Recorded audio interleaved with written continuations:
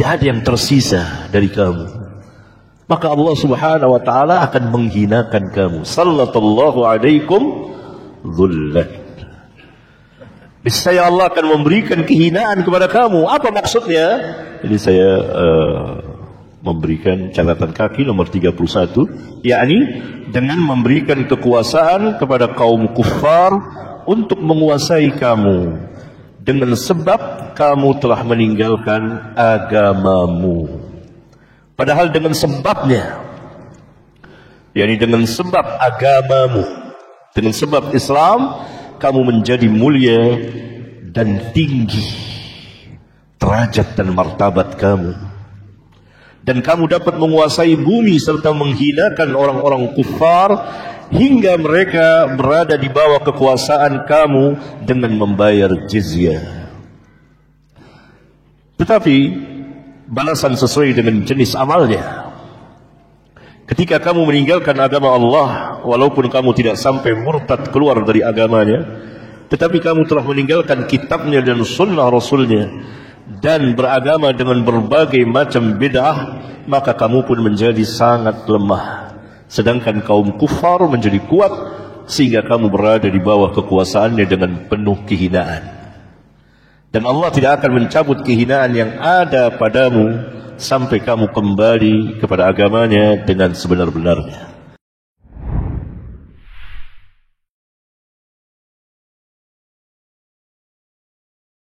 Ya ayyuhalladzina amanu udkhulu fis silmi kaffah. Hai orang-orang yang beriman, masuklah kamu ke dalam Islam, yakni ke dalam ajaran Islam secara menyeluruh, yakni secara keseluruhannya. Ayat yang mulia ini yang merupakan khitab pembicaraan Allah kepada orang-orang yang beriman secara khusus. Ya ayyuhalladzina amanu, hai orang-orang yang beriman. Tidak manusia secara umum, tapi orang-orang yang beriman. Udkhulu fis silmi, masuklah ke dalam Islam. Padahal orang-orang yang beriman telah masuk Islam, karena tidak dikatakan beriman kalau ia tidak sebagai seorang muslim. Paham gitu ya? Berarti ayat ini berbicara secara khusus kepada orang-orang yang beriman. Oleh karena itu makna udkhulu fis silmi kaffah bukan masuk Islam, tapi masukilah seluruh ajaran Islam. Masuklah kamu ke dalam seluruh ajaran Islam.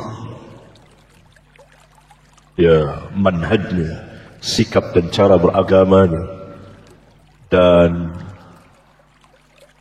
akidahnya yang berkaitan dengan keyakinan, ibadahnya, penerapan hukum-hukumnya, muamalatnya, siasahnya, politiknya, sirah perjalanan kehidupannya, adab-adab dan akhlak-akhlaknya, seluruhnya Islam. Jangan sebagian akidahnya jahiliyah, sebagian Islam. Sebagian amalnya jahiliyah, sebagian Islam. Nah, ini tidak benar. Ini ayat 208 dalam surat Al-Baqarah. Ya ayyuhalladzina amanu udkhulu fis silmi kaffah. Ini bagian pertama. Perintah Allah kepada orang-orang yang beriman untuk masuk ke dalam ajaran Islam secara keseluruhannya Islami. Secara keseluruhannya Islami. Bagian yang kedua, larangan. Wala tattabi'u khutuwatis syaitan. Innahu lakum aduwwum mubin. Dan janganlah kamu, ini larangan. Kalau yang pertama perintah, udkhulu fis silmi kafah. Bagian yang kedua dari ayat yang mulia ini larangan. Jangan kamu mengikuti khutwatun, langkah-langkah syaitan. Maksudnya apa? Perintah-perintah syaitan. Agar apa? Agar kamu jauh dari Islam. Agar kamu meninggalkan ajaran Islam. Tujuannya apa? Supaya kamu hidup di dalam kejahilan terhadap agamamu dan hina, serta dikuasai oleh orang-orang kufar. Allah Subhanahu wa taala larang. Setelah Allah memerintahkan untuk masuk ke dalam ajaran Islam, Allah Subhanahu wa taala melarang, jangan kamu mengikuti perintah-perintah syaitan. Jadi setiap yang menyelisihi Islam itu dari perintah syaitan, dari wahyu syaitan. Mengapa? Innahu lakum aduwwum mubin. Sesungguhnya syaitan itu musuh yang sangat nyata bagi kamu. Yani jelas terang, tidak tersembunyi bagi kamu. Iya, syaitan benar-benar memusuhi kamu. Tetapi ia mempunyai beragam tipu daya. Tetapi tipu daya syaitan kuat apa lemah? Lemah, dhaif.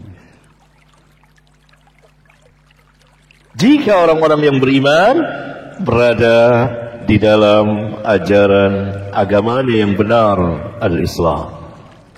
Ini hadisnya. Mari kita membacanya.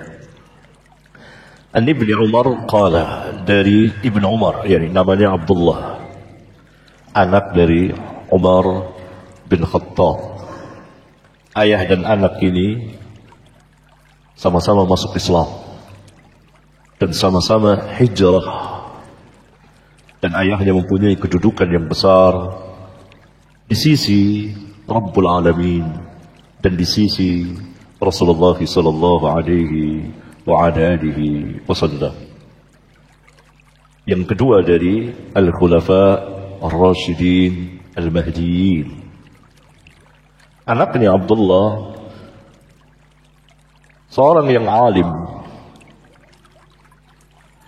dan zahid. Ayahnya khalifah, pemimpin besar Islam, menguasai Masyrik dan Maghrib. Tapi anaknya tidak terpengaruh dengan kekuasaan dan kemegahan yang dimiliki orang tuanya, dan dia berjalan di muka bumi ini dengan sebagai orang yang zahid. Karena Nabi yang mulia sallallahu alaihi wasallam pernah menepuk pundaknya ini, diginikan oleh Rasulullah. Lalu Rasulullah sallallahu alaihi wasallam bersabda kepadanya, ya tentu untuk kita semuanya, khususnya para pemuda. Karena saat itu Abdullah mungkin berumur 19, 18, 20 atau 20-an. Karena ketika dia mengajukan diri untuk ikut perang Uhud, tidak diizinkan oleh Rasulullah SAW. Usianya masih 15 tahun. Perang Uhud terjadi pada tahun ke-2 atau ke-3 Hijriah. Pada perang Khandaq atau perang Ahzab, Abdullah mengajukan diri lagi untuk ikut perang, diizinkan. Usianya sudah dewasa. Pada tahun 11 Hijriah, Rasulullah SAW wafat. Jadi kira-kira umur Abdullah saat Rasulullah SAW wafat berumur 20-an. Maka ketika Rasulullah SAW bersabda kepadanya, ya seusia itu atau belasan. Apa sabda Nabi kepada Abdullah? Apa sabda Nabi SAW kepada Abdullah? Kun fid dunya ka'annaka gharibun aw abirus sabil. Jangan dicatat hadisnya. Hadisnya antum lihat teks langsung, tidak boleh dicatat. Antum bukan rawi, hadisnya salah. Hadis Nabi lihat di kitabnya langsung. Ada di kitab zuhud saya. Zuhud saya. Qul fid dunya ka'annaka gharibun. Jadilah engkau di dunia ini seolah-olah engkau orang asing. yakni dunia bukan kampung halamanmu, dunia bukan negerimu yang hakiki, atau orang yang sedang mengajarkan perjalanan.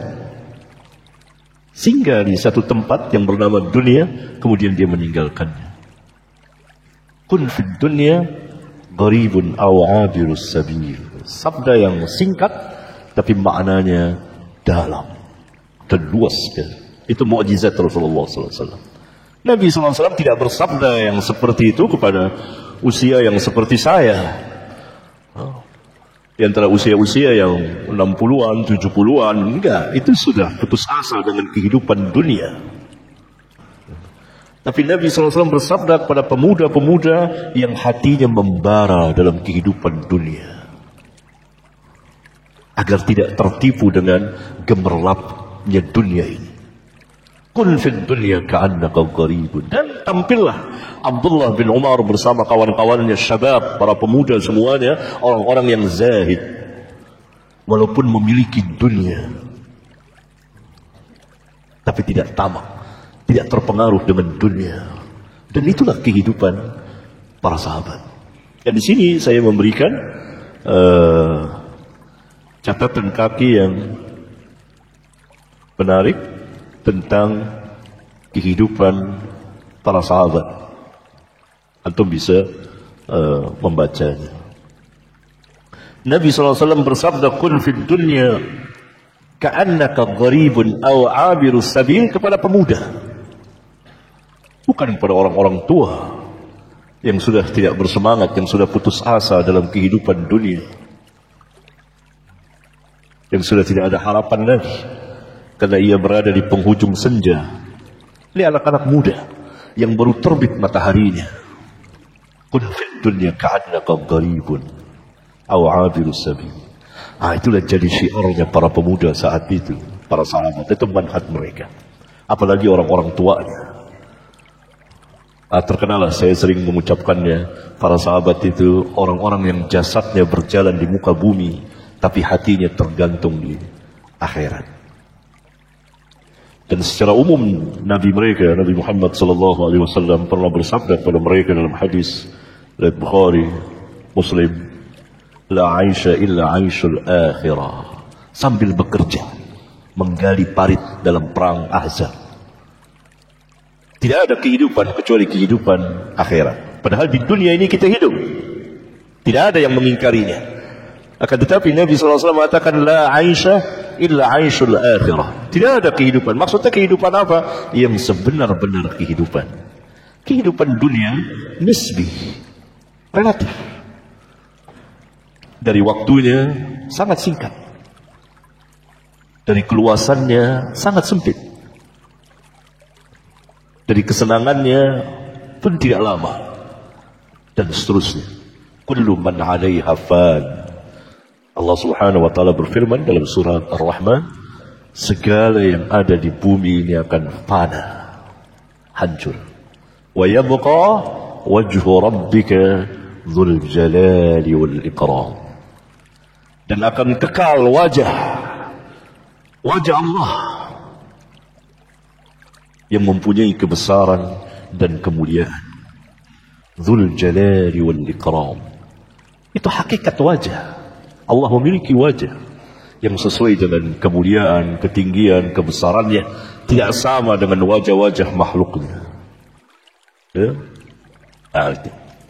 Qala, berkata Abdullah, pemuda yang alim ini, pemuda yang zahid, pemuda yang banyak meriwayatkan hadis dari Nabi yang mulia sallallahu alaihi wa ala alihi wasallam. Pemuda yang tidak pernah menutup-nutupi kesalahannya, tidak perlu. Dia pernah dimarahi Nabi SAW ketika dia mentalak istrinya dalam keadaan haid. Maka Umar bin Khattab, ayahnya, memberitahukan kepada Nabi SAW. Marah Nabi, suruh dia rujuk lagi sampai istrinya bersih dari haid. Kemudian haid lagi, bersih lagi, baru dia talak kalau dia mau. Tetap dia meriwayatkan tentang kesalahannya. Karena ini hadis Nabi SAW lebih besar daripada sekedar menutupi aibnya, kesalahannya. Begitu memang para sahabat. Kalau salah, yang aku salah. Tidak cari-cari jalan untuk pembenaran perbuatannya. Umar, terkenal hadisnya itu. Hadis itu jadi dasar hukum. Gara-gara perbuatan dia pernah mentalak istrinya dalam keadaan haid, tidak boleh, haram. Kalau mau mentalak istri dalam keadaan suci, bersih dari haid dan belum disetubuhi. Kalau sudah disetubuhi tidak boleh, tunggu sampai haid, sampai bersih lagi. Begitu cara talak di dalam Islam, tidak serampangan dan sembarangan. Nah, ini mungkin baru dengar juga kali ya. Hati-hati sebagai suami, sebagai istri. Talak ada dalam Islam, dibolehkan. Tidak, Islam tidak seperti agama lainnya.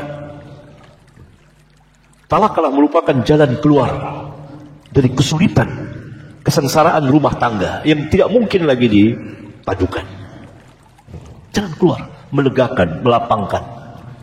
Tuh baru talak 1, bisa rujuk sampai talak 2. Talak 3 tidak boleh lagi rujuk. Dan ada peraturannya. Salah satu hadis yang berbicara tentang talak keluar dari asal muasalnya dari kesalahan Abdullah bin Umar yang pernah mentalak istrinya dalam keadaan haid dan diadukan oleh ayahnya. Dari situ keluar hukum bahwa orang tua laki, orang tua perempuan, apabila terjadi pelanggaran pada anaknya yang telah menjadi istri, yang telah menjadi suami, dia tegur. Nah, Umar bin Khattab tahu anaknya, dia gadukan ke Rasulullah SAW. Gimana nih? Anak saya mentalak istrinya dalam keadaan marah Rasulullah.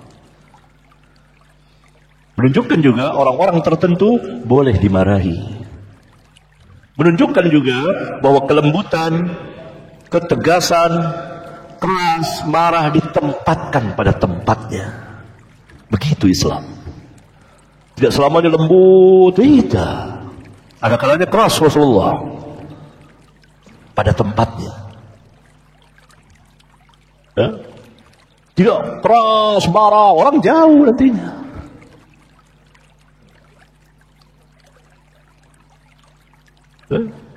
Nah, tapi lembut kepada siapa dia lembutkan? Pada saya kadang-kadang Rasulullah SAW keras pada siapa? Marah, begitulah. Ya. Sami'tu Rasulullah SAW yaqul, aku pernah mendengar Rasulullah SAW bersabda, "Idza tabaya'tum bil 'ainati." Apabila kamu berjual beli secara 'ainah.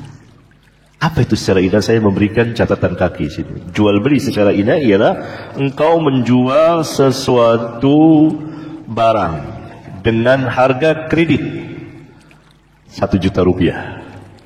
Misalnya. Kemudian engkau menyerahkan barang tersebut kepada pembelinya. Diterima. Kemudian engkau membeli kembali barang tersebut dari pembelinya dengan harga kontan. 800.000 rupiah, yang lebih murah dari harga kreditnya. Berarti penjual pertama masih punya utang kepada pembeli yang awal berapa? Berapa? Yang kencang 200.000. Si A menjual kepada si B dengan kredit 1 juta rupiah. Diserahkanlah barangnya oleh si A kepada B. B menerima barang itu. Lalu si A membeli kembali barang itu, barang tersebut kontan dengan harga 800.000. Kepada B.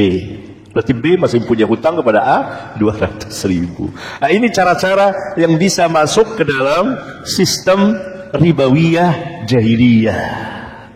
Nah, ini dilarang oleh Rasulullah SAW. Berarti menunjukkan apabila muamalat kamu tidak syar'i, satu ini, maka akan terjadi kerusakan pada masyarakat kamu. Dalam bab muamalat, dalam bab jual beli, dalam bab perdagangan dan seterusnya. Itu pertama. Wa akhadhtum aznabal baqara wa raditum biz-zar'i. Ini yang kedua. Dan kamu memegang buntut-buntut sapi dan kamu senang dengan tanaman-tanaman kamu. Maksudnya apa ini? Saya berikan penjelasan di catatan kakinya. Nomor 30 ya. Memegang buntut sapi dan senang dengan tanaman, maksudnya bahwa kamu telah terbenam dan tertipu dalam kehidupan dunia dengan melupakan akhirat. Bukan serta-merta mengharamkan harta benda dunia yang Allah telah halalkan. Bukan. Sama sekali tidak begitu. Tetapi yang dimaksud ialah kamu lebih mencintai dunia daripada akhirat. Seperti sifat orang-orang kafir. Yang akibatnya kamu meninggalkan jihad, itu berjuang dalam memperjuangkan agama Allah, Islam. Itu yang dimaksud. Setiap hari terbenam dalam kehidupan, lupa akhirat. Tidak mementingkan agamanya, tidak belajar agamanya, tidak tahu tentang tauhid, tidak tahu tentang syirik, tidak tahu tentang sunnah, tidak tahu tentang bid'ah, tidak beramal saleh dan seterusnya. Asal jadi agamanya. Terjadi kerusakan pada kamu, pada ilmu dan amal tentang din di masyarakat. Terbenam dalam kehidupan dunia. Yang kaya, yang miskin, terbenam semuanya. Diisyaratkan, ditamsilkan, diperumpamakan oleh Nabi SAW memegang buntut sapi, karena sapi dan tanaman itu harta kekayaan saat itu. Dan sampai sekarang, kalau sekarang ini rumah-rumah, gedung-gedung, mobil-mobil mewah, perusahaan dan lain sebagainya, tertipu kamu, sibuk dengan itu, lupakan akhirat. Sementara usia kamu semakin singkat dan semakin dekat dengan hatta zurtumul maqabir, hingga kamu menziarahi, masuk ke dalam kubur. Jadi Nabi SAW berbicara tentang kalau masyarakat kaum muslimin seperti ini, muamalatnya rusak, akhiratnya rusak. Dan yang ketiga, wa taraktumul jihad, kamu meninggalkan jihad karena sayang dengan dunia, karena takut mati, takut kehilangan dunia, sehingga tidak berjuang di dalam agama kamu. Nah, ini tiga macam ini. Tidak ada yang tersisa dari kamu. Maka Allah Subhanahu wa taala akan menghinakan kamu. Sallallahu alaikum dhullah. Niscaya Allah akan memberikan kehinaan kepada kamu. Apa maksudnya? Jadi saya memberikan catatan kaki nomor 31, yakni dengan memberikan kekuasaan kepada kaum kufar untuk menguasai kamu dengan sebab kamu telah meninggalkan agamamu. Padahal dengan sebabnya, jadi dengan sebab agamamu, dengan sebab Islam, kamu menjadi mulia dan tinggi derajat dan martabat kamu. Dan kamu dapat menguasai bumi serta menghinakan orang-orang kufar hingga mereka berada di bawah kekuasaan kamu dengan membayar jizyah. Tetapi balasan sesuai dengan jenis amalnya. Ketika kamu meninggalkan agama Allah, walaupun kamu tidak sampai murtad keluar dari agamanya, tetapi kamu telah meninggalkan kitabnya dan sunnah Rasulnya dan beragama dengan berbagai macam bid'ah, maka kamu pun menjadi sangat lemah.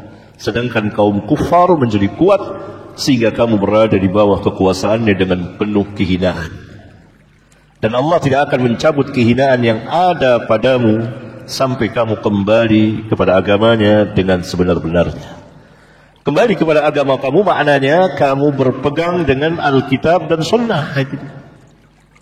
Menurut pemahaman salafus salih dari para sahabat dan tabi'in serta tabi'ut tabi'in, yang Allah telah memuliakan dan meninggikan mereka dengan merendahkan dan menghinakan orang-orang kufar dan seterusnya.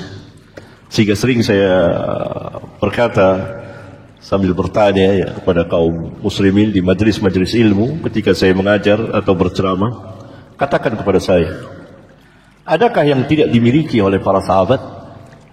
Apa yang tidak dimiliki oleh para sahabat? Semuanya dimiliki, dipunyai oleh para sahabat. Sahabat punya segala sesuatunya, Allah telah memberikan dunia kepada mereka. ketinggian, kemuliaan, kehormatan, kekuasaan terbentang dari masyrik sampai maghrib. Kekayaan yang mereka memilikinya dari masyrik sampai maghrib. Dunia berada di dalam kekuasaan dan genggaman kedua tangan mereka, seperti seorang budak yang sangat taat kepada tuannya. Dunia dijadikan budak oleh para sahabat. Kita, tuannya adalah dunia, kita budaknya. Mereka tidak tertipu dan terbenam dalam kehidupan dunia dan gemerlapnya. Mereka adalah orang-orang yang paling zuhud dalam kehidupan dunia yang fana, rusak dan terlaknat ini. Mereka adalah orang-orang yang jasadnya berjalan di muka bumi, tetapi hati-hati mereka tergantung dan terpaut di akhirat. Mereka adalah orang-orang yang khusyuk, tunduk dan berhina diri di hadapan Rabbul Alamin. Mereka adalah orang-orang yang melewati malam-malam panjang dengan menangis penuh rasa takut kepada Allah, sementara istrinya yang berada di sampingnya tidak tahu bahwa sang suami sedang terisak. Keikhlasan dan mengikuti sunnah Nabi mereka yang mulia sallallahu alaihi wasallam adalah pedoman hidup kita, pedoman hidup mereka. Sementara kita menangis dalam sorotan yang ditonton oleh jutaan manusia sambil berzikir dengan suara keras dan terpimpin. Kesyirikan dan bid'ah adalah pedoman hidup kita. Allahumma hidupkanlah dan matikanlah kami di dalam Islam dan sunnah Nabi-Mu yang mulia sallallahu alaihi wa ala alihi wasallam. Terakhir, Nabi sallallahu alaihi wasallam bersabda, la yanzi'uhu. Allah tidak akan mencabutnya kehinaan itu yang ada pada kamu. Ketika terjadi kerusakan pada masyarakat kamu, pada diri kamu, pada keluarga kamu, pada masyarakat kamu, hatta tarji'u ila dinikum, sampai kamu kembali kepada agama kamu. Maksudnya apa? Dari catatan kakinya saya jelaskan. yakni kepada Islam yang dibawa, diajarkan, diamalkan dan didakwakan oleh Rasulullah sallallahu alaihi wasallam secara kafah menyeluruh. Itulah hadisnya.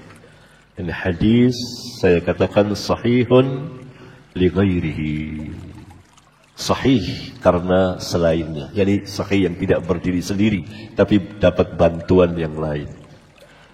Rawahu Abu Daud nomor sekian, wa Abu Nuaim di kitabnya Al-Hilya min tariqain, ini sanad ya. Karena hadis itu harus ada jalur yang meriwayatkan. Imam Abu Daud yang mencatat hadis ini mengatakan, saya dari guru saya fulan, gurunya dari gurunya, gurunya dari gurunya, terus sampai penghujungnya Ibnu Umar. Ibnu Umar dari siapa? Dari Nabi, dari Rasulullah SAW. Ini sanadnya beredar dari jalan Haywah bin Shuraih, dari Ishaq Abi Abdurrahman atau Abu Abdurrahman Al-Khurasani orang Khurasan. Orang Khurasan kalau sekarang itu berada di luar, di akhir ujung Irak, terus sampai ke perbatasan India, itu Khurasan. Luas sekali daerah Islam saat itu. Masuk ke bagian sekarang ini Uzbekistan atau Bukhara dahulu. Saya duduk rapi anaknya. Siapa? Dan seterusnya. Ya. Anna Ata'an Al-Khurasani, bahwa Ata' Al-Khurasani haddatsahu, menceritakan kepadanya, anna Nafi', bahwa Nafi' ini maulanya Ibnu Umar. Jadi seorang budak yang kemudian jadi imam. Berapa banyak budak, bekas budak itu jadi imam Ahlus Sunnah. Yang meriwayatkan Nafi' ini seorang budak yang kemudian dimerdekakan oleh Ibnu Umar. Maka orang yang memerdekakan budak, hak wala ada pada dia, hak wala yang memerdekakan. Maka dikatakan Nafi' maula Ibnu Umar. Nafi' yakni bekas budak yang dimerdekakan oleh Ibnu Umar. Nafi' adalah budak yang dimerdekakan oleh Ibnu Umar. Dia dari tuannya, yaitu Ibnu Umar. Ibnu Umar berkata bahwa dia pernah mendengar Rasulullah sallallahu alaihi wasallam. Halaman 94, setelah menjelaskan sanadnya, saya mengatakan isnad hadis ini dhaif. Saya mengatakan isnadnya, bukan hadisnya. Karena isnadnya dhaif belum tentu hadisnya dhaif dalam pembicaraan dunia hadis. Karena hadis itu datang kepada kita melalui jalur yang kadang-kadang cukup banyak. Jalur ini lemah, jalur ini hasan, jalur ini sahih, atau jalur ini lemah, ini lemah, ini lemah, bisa digabungkan. Begitulah. Belum ada dalam pemeriksaan secara historis sejarah yang demikian ketat dan cermat dan sangat teliti lebih dari dunia hadis. Semuanya diteliti jalan-jalan. Ilmu yang Allah khususkan untuk umat Nabi Muhammad SAW. Tidak terdapat sanad pada umat-umat yang terdahulu. Dari ahli kitab tidak ada sanad. Dalam Islam ada. Untuk mengetahui jalurnya. Sampainya kemana ini? Ke Allah kah? Ke Nabi kah? Dibedakan. Ini firman Allah, Al-Quran. Ini hadis Rasulullah SAW terdiri dari sabda-sabda beliau, perbuatan-perbuatan beliau, dan persetujuan-persetujuan beliau. Nah, ini perkataan para sahabat, ini tabi'in, ini tabi'ut tabi'in, ini para imam. Terus dipisah-pisahkan. Umat yang terdahulu tidak punya isnad, sehingga semraut, bercampur aduk antara perkataan Allah dan Nabi mereka dan sahabat Nabi mereka, macam-macam. Itu ada dalam Taurat dan Injil yang memang telah diubah oleh manusia. Sebagaimana firman Allah, yuharrifuna al-kalima am mawadhi'i. Mereka telah mengubah, perhatikan, mereka telah mengubah firman-firman Allah dari tempat-tempatnya. Nas Al-Quran diulang-ulang oleh Allah Subhanahu wa ta'ala. Tapi Al-Quran, inna nahnu nazzalna dzikra wa inna lahu lahafizun. Sesungguhnya kami yang menurunkan Al-Quran dan kami yang menjaganya. Taurat dan Injil Allah yang turunkan. Dua kitab suci, dua kitab mulia yang di dalamnya terdapat hidayah dan nur, cahaya, sebagaimana Allah Subhanahu wa taala katakan, kami yang turunkan Taurat, kami berikan kepada Isa Injil yang padanya ada nur, cahaya dan hidayah. Itu Injil Isa bin Maryam. Itu Taurat Musa bin Imran alaihi wassalatu wassalam. Kemudian orang-orang Yahudi mengubahnya. Banyak yang diubah. Al-Quran dijaga.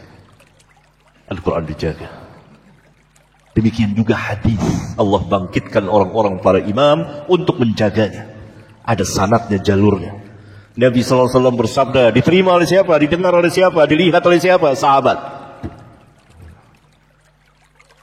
Kemudian sahabat meriwayatkan dari Nabi. Kalau yang meriwayatkan dari Nabi itu tabi'in, ditolak. Karena tabi'in tidak bertemu dengan Nabi. Tentu terputus sanadnya. Begitu seterusnya. Menarik. Kali lihat sanad ini. Isnad hadis ini dhaif karena Ishaq bin Asib Abu Abdurrahman Al-Khurasani dikatakan oleh Imam Abu Hatim seorang syekh yang tidak masyhur, tidak terkenal. Karena dalam Islam seorang yang akan tampil itu harus dikenal. Bukan dikenal oleh masyarakat umum. Dikenal oleh siapa? Ahli ilmu. Ustaz ngajar. Dikenal tidak, masyhur. Oh masyhur ini sudah masuk YouTube. Sudah ini. Sudah ngajar di BSD, ngajar di Bintaro, ngajar di ini. Masyhurnya oleh ahli ilmu. Ahli ilmu yang tahu dia. Hanya rawi ini tidak masyhur nih, tidak dikenal, ada istilah dalam ilmu hadis. Bahkan Abu Ahmad Al-Hakim Al-Imam mengatakan majhul. Yahya bin Bukair mengatakan saya tidak tahu keadaannya. Ibnu Hajar mengatakan fihi dha'fun, padanya lemah. Itu sanad tadi. Saya mengatakan itu. Tapi hadis ini mempunyai dua jalan yang lain, yaitu ada jalan lain untuk menguatkannya. Jalan pertama ini ada lafaznya. Idza ya'ni dhanna an-nasu bid-dinar wad-dirham tabaya'u bil-'ain wattaba'u adhnab al-baqar wa taraku al-jihad fi sabilillah anzalallahu bihim bala'an falam yarfa'hu 'anhum hatta yuraji'u dinahum. Dari Ibnu Umar dia berkata, aku pernah mendengar Rasulullah SAW bersabda, apabila manusia kikir, pelit terhadap dinar dan dirham, dia pegang saja dinar dan dirham, dia tidak infakkan. Kikir, pelit. Mereka berjual beli dengan cara inah, dan mereka mengikuti buntut-buntut sapi, dan mereka meninggalkan jihad di jalan Allah. Niscaya Allah akan menurunkan kepada mereka bala. Tadi itu balanya, dikuasai oleh orang-orang kufar. Allah hinakan mereka, maka dia Allah tidak akan mengangkatnya dari mereka sehingga mereka kembali kepada agama mereka. Ini sama dari jalur yang lain. Jadi saya bawakan akhrajahu Ahmad al-Imam wa Tabarani fil Mu'jamil Kabir, nomor sekian juz itu 28 itu juz, itu istilah saya gitu ya. Sehingga kalau ada orang nyontek ketahuan sama saya gitu. Saya pernah menguji. Dulu ada orang menyontek karya saya, letterlock diambil. Lalu salah seorang ikhwan mengabarkan kepada saya, cerdas ikhwan ini, sudah meninggal rahimahullah ya. Ustaz, ini karyanya kelihatannya difotokopi ini. Ada pedagang kitab, bukan ustaz.